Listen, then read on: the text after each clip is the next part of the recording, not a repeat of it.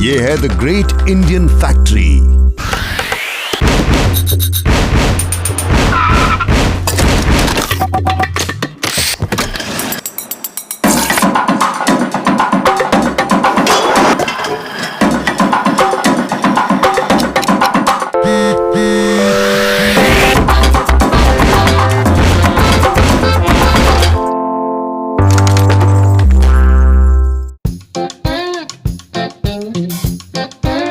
Ice creams.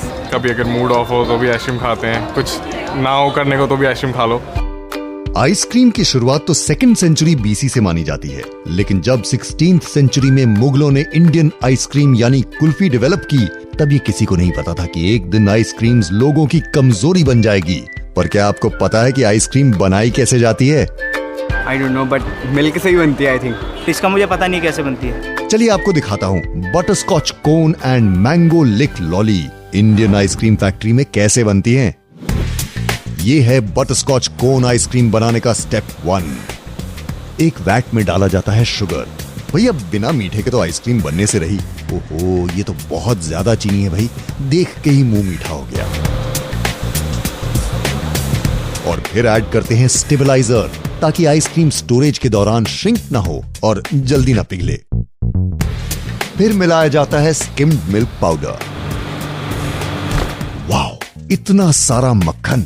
ये सब बस पराठों का इंतजाम कर दो, मैं यही नाश्ता कर लूंगा। चलिए आगे बढ़ते हैं। तो मक्खन को मिक्सिंग वैट में भेजते हैं।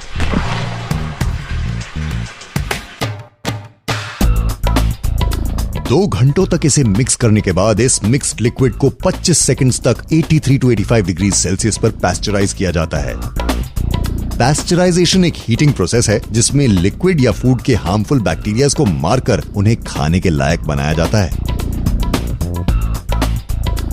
पैस्चराइज्ड लिक्विड पहुंचता है एजिंग टैंक में।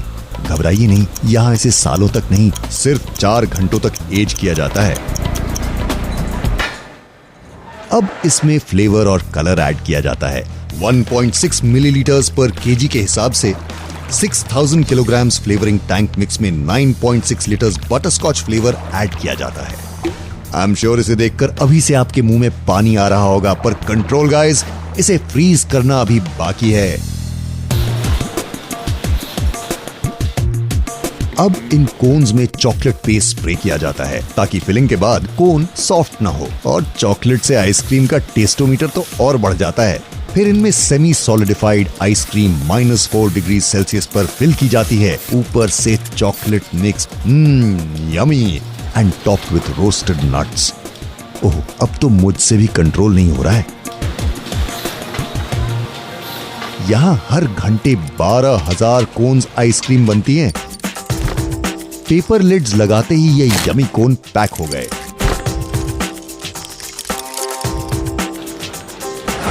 और जब हमारे घर पहुंचती हैं तो घंटों में तैयार होने वाली ये डिलिशियस आइसक्रीम कोन्स मिनटों में पेट में पहुंच जाती हैं। इन कोन्स जितनी ही पॉपुलर है लिक लॉलीज।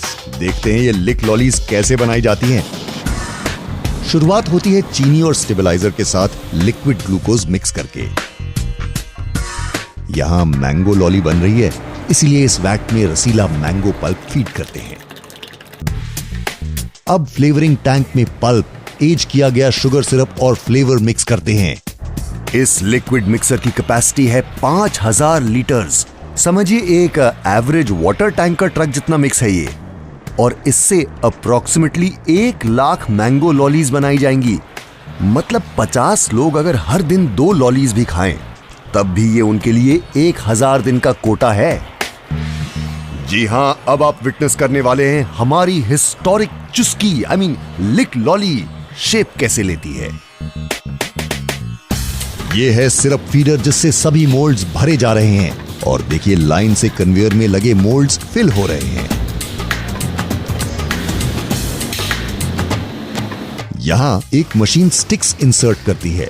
मोल्ड में मिक्सचर डालते ही फ्रीजिंग प्रोसेस शुरू हो जाता है, और इस कन्वेयर बेल्ट का टेम्परेचर -35 डिग्री सेल्सियस मेंटेन रहता है।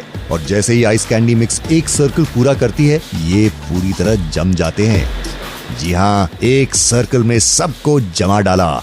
Very chilling dude. अरे वाह वाह, बन गई हमारी लॉलीज और अब होगी इनकी पैकिंग। क्वालिटी चेक के बाद यहाँ हर कैंडी की अलग अलग पैकिंग और सीलिंग होती है।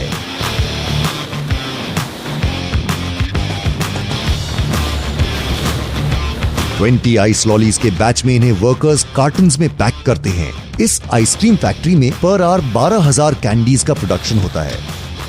पीक टाइम यानी मार्च टू जून के दौरान जब प्रोडक्शन 24 घंटे चलता है, इस फैक्ट्री में एक दिन में 34,56,000 आइसक्रीम्स बनती हैं। इतनी आइसक्रीम्स अगर आप रोड पे एक सीधी लाइन में बिछाने जाएं, तो आप आइसक्रीम बिछाते बिछाते मुंबई से अहमदाबाद पहुंच जाएंगे। अरे बिछानी क्यों है भाई, चलो खा ही लेते हैं। तभी तो आइसक्रीम फैक्ट्री में काम करने का फन इन वर्कर्स की स्माइल में साफ झलक रहा है।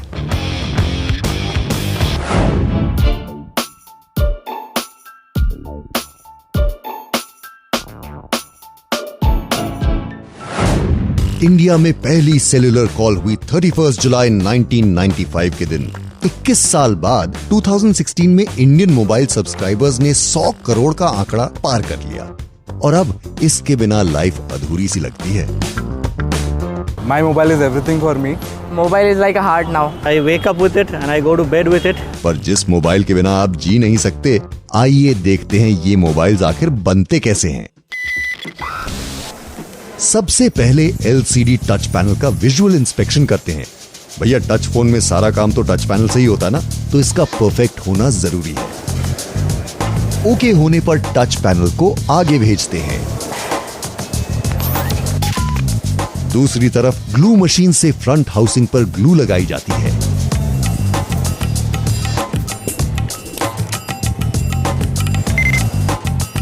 फिर इस फ्रंट हाउसिंग से टच पैनल को जोड़कर इसे असेंबली लाइन में भेजा जाता है।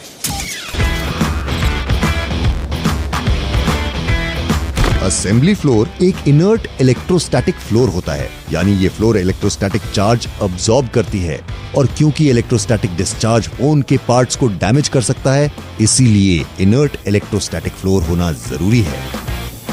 प्रिंटेड सर्किट बोर्ड यानी पीसीबी को फोन का सेंट्रल प्रोसेसिंग यूनिट माना जाता है। फोन के सारे इलेक्ट्रिकल कंपोनेंट्स इसी से अटैच किए जाते हैं। आप इसे फोन का दिल भी कह सकते हैं। कंपोनेंट्स सोल्डरिंग के दौरान डैमेज ना हो, इसीलिए उन पर पेपर टेप्स लगाए जाते हैं। पीसीबी पर फ्रंट कैमरा और बैक कैमरा दोनों फिट करके सोल्डर किए जाते हैं। सेल्फीज खींचने वालों को ये देखकर जरूर शांति मिली होगी, भाई फ्रंट कैमरा जो लग गया है। इनफैक्ट 2013 में सेल्फी ऑक्सफोर्ड डिक्शनरी का वर्ड ऑफ द ईयर था। यहाँ पर हर सोल्डर स्टेशन पर एक एग्जॉस्ट सक्शन पाइप लगा है ताकि सोल्डरिंग से निकला धुआं बाहर जाए और इन वर्कर्स को नुकसान न पहुंचाए। मतलब यहाँ की हवा में भी स्वच्छ भारत अभियान ऑन है। अब बारी है पीसीबी पर वाटर लेवल पेस्ट करने की, जो एक सर्कुलर व्हाइट स्टिकर होता है। अगर फोन पानी में गिरा हो तो सर्विस स्टेशन पर इससे पता लग जाता है, क्योंकि पानी से कांटेक्ट होने पर इसका कलर रेड हो जाता है। और ये है माइक, सबसे इंपॉर्टेंट पार्ट। इसी से तो आपकी आवाज दूसरे मोबाइल यूजर तक पहुंचती है। माइक को पीसीबी के बॉटम एंड पर सोल्डर करते हैं और टॉप पर लगाते हैं स्पीकर, फिर लगाते हैं वाइब्रेटर। बिना वाइब्रेटर के रिंगटोन में मजा भी तो नहीं आता।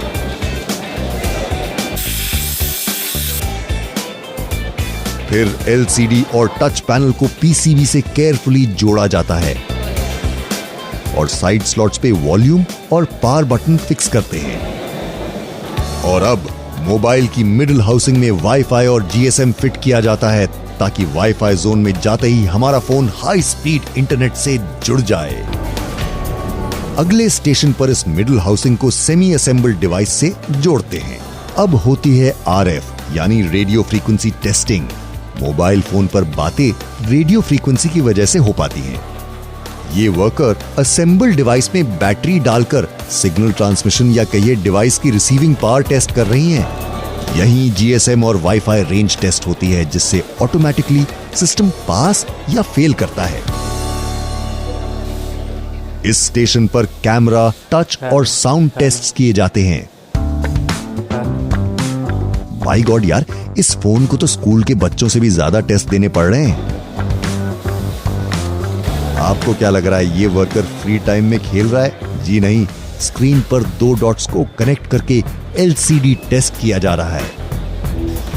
एलसीडी ओके होने पर मल्टी टच माइक और स्पीकर्स लूप बैक टेस्ट होता है। अगले स्टेशन पर gravity sensor, touch taste, front camera, back camera और फ्लैशलाइट टेस्ट किए जाते हैं। हे भगवान, एक नन्हा सा मोबाइल और इतने सारे टेस्ट्स। अब एक रोबोटिक मशीन फोन के सारे स्क्रू लगाती है।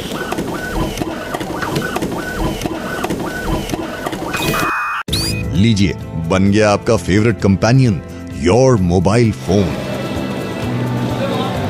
असेंबली लाइन का फाइनल स्टेप है कंप्लीट विजुअल इंस्पेक्शन। चेक करने के बाद तैयार फोन को पैकेजिंग के लिए भेज देते हैं। पैकेजिंग लाइन में असेंबल्ड डिवाइस पर इंटरनेशनल मोबाइल इक्विपमेंट आइडेंटिटी यानी IMEI लेबल लगाया जाता है। यहां पर IMEI नंबर अलॉट हो रहा है, जो आपके फोन को आप ही की तरह यूनिक बनाता है। फिर एक ऑपरेटर बैक हाउसिंग लगाकर डिवाइस की असेंबलिंग पूरी करता है।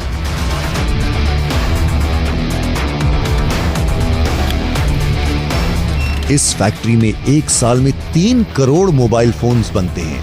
पूरी दुनिया में जितने ATM है उससे 10 गुना ज्यादा है ये।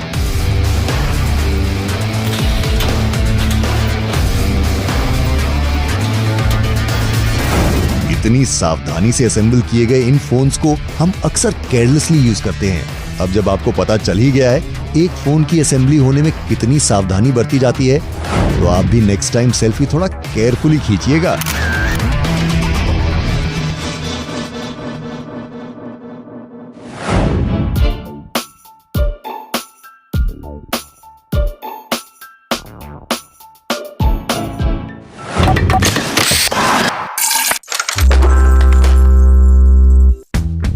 घरों की दीवारें हो या ऑफिसेज के फ्लोर्स, टाइल की खूबसूरत चमक रूम के इंटीरियर्स पर 4 चांद लगा देती है। पर आखिर ये टाइल्स बनती कैसे हैं? ये ब्यूटीफुल शाइनी टाइल्स 2 तरीके की होती हैं, एक फ्लोर टाइल्स और दूसरी wall tiles. Let's see the process of tile making. एक विट्रिफाइड टाइल बनाने के लिए ball clay, potash felspar, china clay जैसी और भी दूसरी रॉ मटेरियल्स की जरूरत होती है। सबसे पहले सभी रॉ मटेरियल्स के मिक्स का वेट करते हैं। वेट लेने के बाद रॉ मटेरियल को कन्वेयर बेल्ट से बॉल मिल में भेजते हैं, जहां इसे ग्राइंड किया जाता है।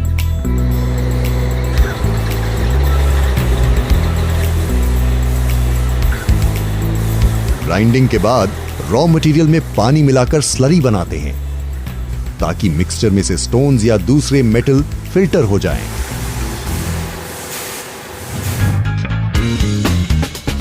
इसके बाद स्लरी की ड्राइंग होती है। इन हाइड्रो पंप्स के थ्रू पास करके रॉ मटेरियल से एक्स्ट्रा मॉइस्चर बाहर निकाल लिया जाता है। यह है स्प्रे ड्रायर, जो स्लरी मटेरियल को ड्राई करके पाउडर में कन्वर्ट कर देता है।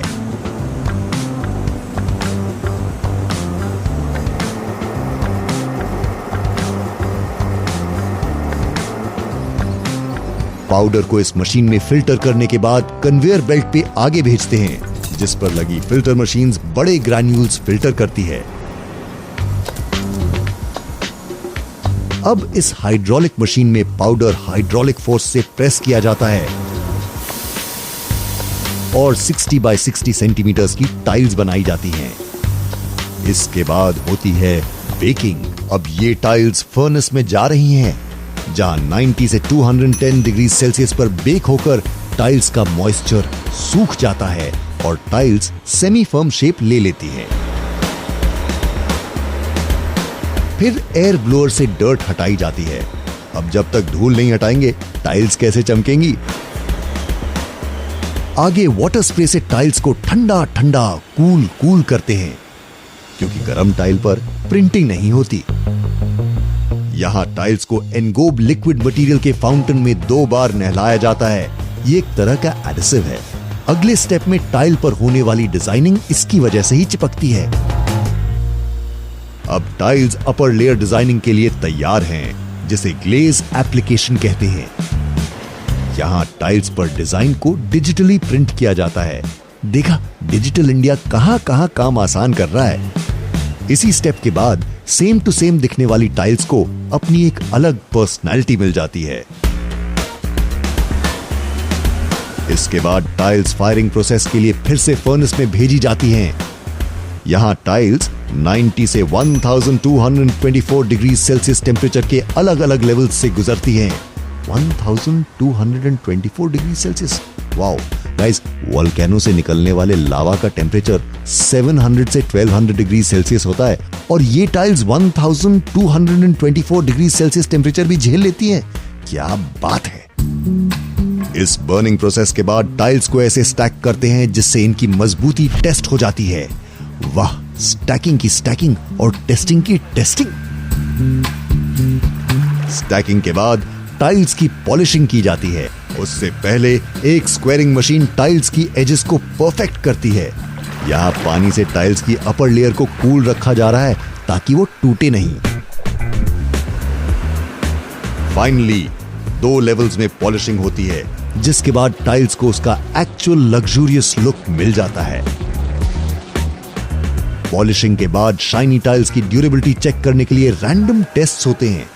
एक खास फॉर्मूले के साथ टाइल्स की थिकनेस और बाकी डायमेंशंस चेक किए जाते हैं। कोई टाइल्स क्वालिटी में खरी नहीं उतरती तो ये मशीन उस पर मार्क लगा देती है। अब क्वालिटी चेक में पास हुई टाइल्स पहुंचती हैं फाइनल पैकेजिंग के लिए। यहां एक मशीन ऑटोमेटिकली 4 टाइल्स को एक कार्टन में पैक करती है। टाइल्स की इस फैक्ट्री में हर दिन 70,000 स्क्वायर मीटर्स टाइल बनती हैं। यूं समझिए कि अगर इन टाइल्स का पार्किंग लॉट बनाया जाए तो करीब 5,000 एवरेज लेंथ की व्हीकल्स खड़ी हो सकती हैं। इंडिया में टाइल्स प्रोडक्शन की ये सबसे बड़ी फैक्ट्री है। अलग अलग डिजाइन्स और पैटर्न्स के लिए ये टाइल्स किसी भी एवरेज लुकिंग रूम को एक्स्ट्रा ऑर्डिनरी खूबसूरती दे सकती हैं।